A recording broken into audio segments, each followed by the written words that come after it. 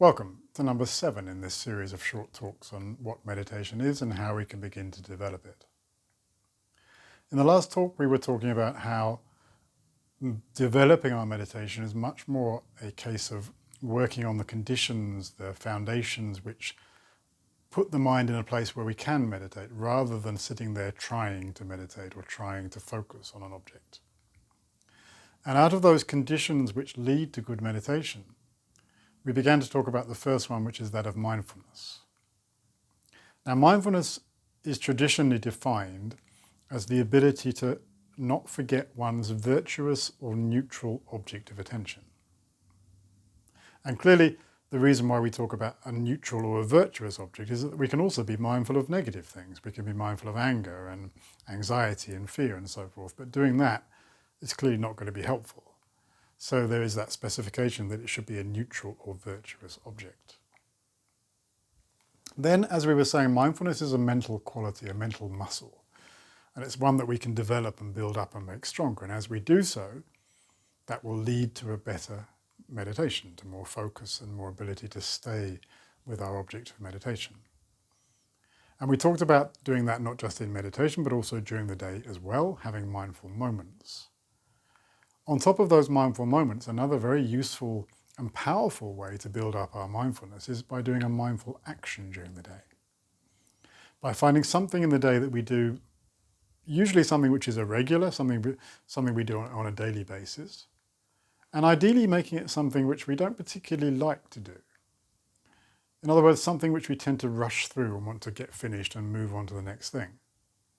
For me personally, that's drying myself after a shower. I live in a hot climate and we shower 3-4 times a day and it's boring.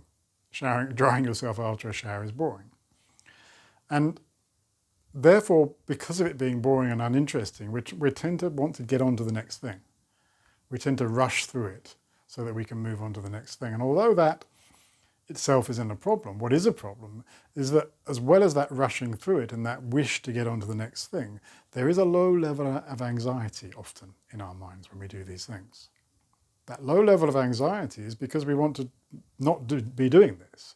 We want to be getting on to the next thing. And so while that anxiety is on a very low level of anxiety, if you think about that anxiety on a daily, yearly basis throughout our lives, think about what you're creating in your mind and therefore in your body as well from that daily, even low level of anxiety. And you can see by doing that on a daily, sometimes many times during the day, having that anxiety, then over the time, that is going to cause problems mentally and physically.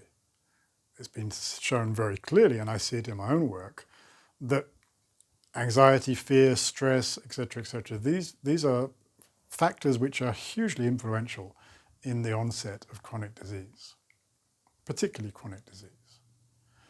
So if you can find one of those moments, instead of rushing through it, instead of doing it quickly, instead of trying to get it done, do it slowly and do it mindfully. Be aware of the action. Stop before you do it. Notice your intention to do the action.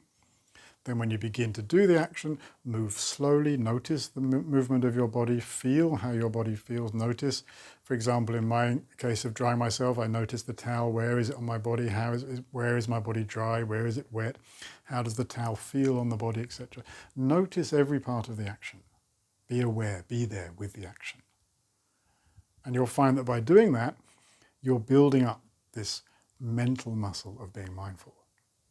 And you're also got this extra benefit of reducing and in many cases eliminating the low level of anxiety which the action creates.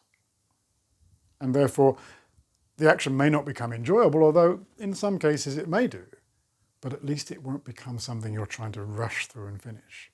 It won't be something which is creating that low level of anxiety, which is going to lead to so many problems in the future. So find something like that during your day and try and do that as your mindful action. And from that will come both better meditation and less anxiety in your life. Thank you.